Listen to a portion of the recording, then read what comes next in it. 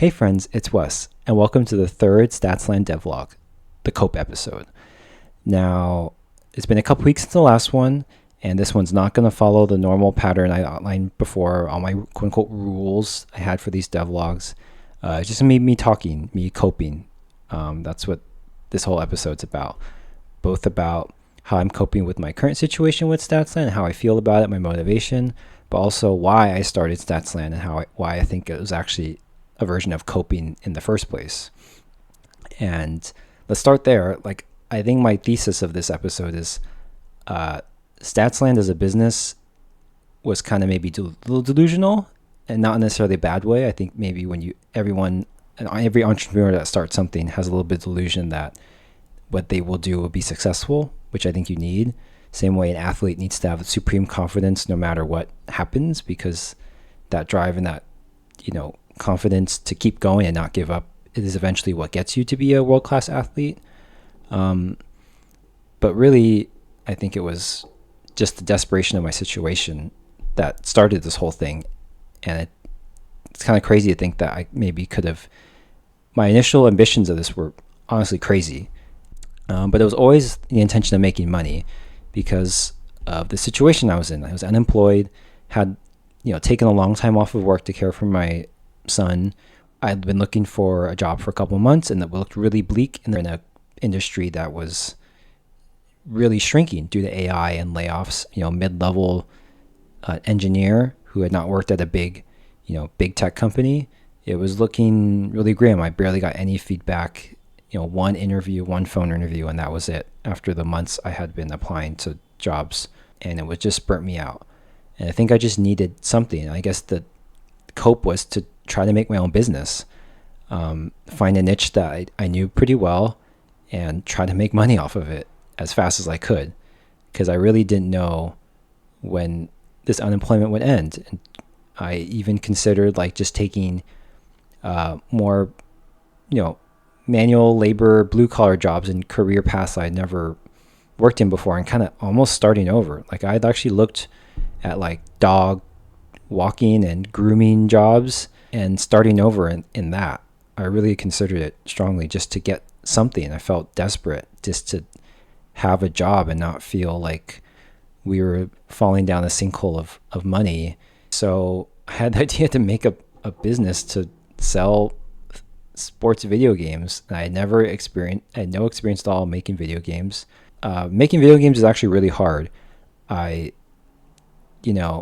As a software engineer, it's I know all the code, and it's true for, I wasn't going to make this super complex, multiplayer MMO. I was just going to make some simple, games for fantasy nerds that mostly revolved around stats, not even playing sports. You're just using stats.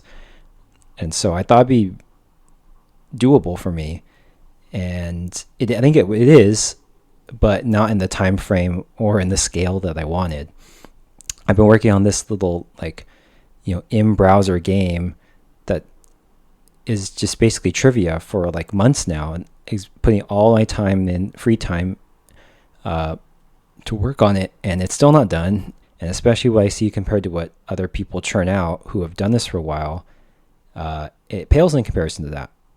And I think it was really, ambitious or delusional is another word, to think that I could make money off of making video games within a year or two, which was my goal, to again get some financial independence in this situation where I wanted to do software engineering, but were there any jobs out there?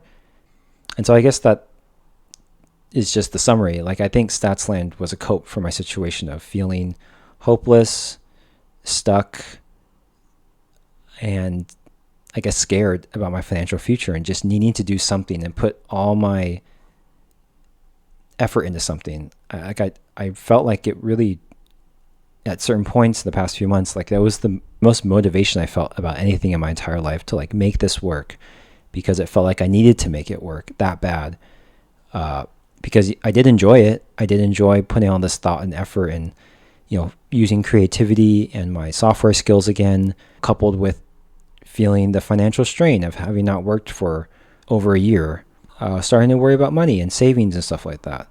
And so it really felt I had so much motivation. I had so much, I guess, energy, or not needing sleep, I guess. Like I would sleep maybe like 3 to 4 hours a night, most nights, just working for hours and hours after my son and my wife went to sleep, because I feel like I needed to make it work. Now that I have a job offer and something stable, the past few weeks has felt like, why did I need to do that?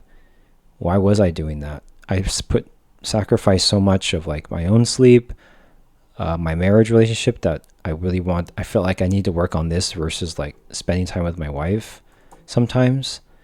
And it's kind of crazy how just having this shift of like not being in that mindset anymore in that situation, it's like, oh, that was really crazy. And how did I do that? And why did I do that? Was it even worth it? And I guess that leads into the current situation of how I feel at Statsland is, I guess I'm approaching it a lot more like a passion project now versus before I really approached it like a business. I think now it's like having done a few months of like going all in for Statsland. Yeah, like I said, I neglected a lot of things about like my own health, my own sleep, not exercise, valuable time I could spend with my wife alone. Because, you know, after he goes to sleep, that was kind of the only time we'd have together. And I feel really bad that like that got sacrificed and cut down a lot as well, because I was so focused and driven on this, and I felt like I needed to do it. But yeah, Statsland was just a way for me to put all my good motivation and energy and, you know, skills to use, but also with the bad of it not being sustainable or healthy, putting everything into something that probably statistically was not going to work out. And so I guess going forward, my plan is to still release At the Unknown. I plan to have a demo out in the next month. Yeah, I don't want to rush things, and I want things to be as good as they can. And now this past couple weeks, I've only put in an hour or two every night working on this, and that feels more sustainable.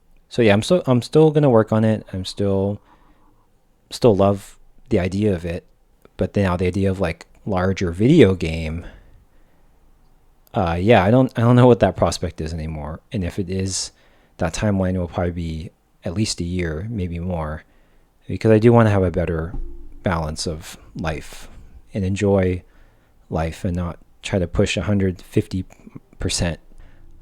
Anyways, that's all the coping, you know, how I'm handling the situation. But I hope to keep this up. I still believe in it.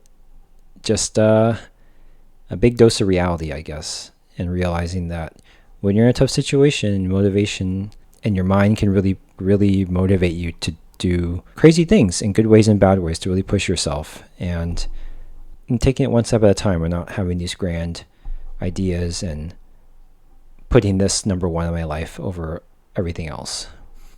So thanks everyone for listening, for those who tuned in for the whole thing. I appreciate you, and we'll see you in the next one. Okay, take care.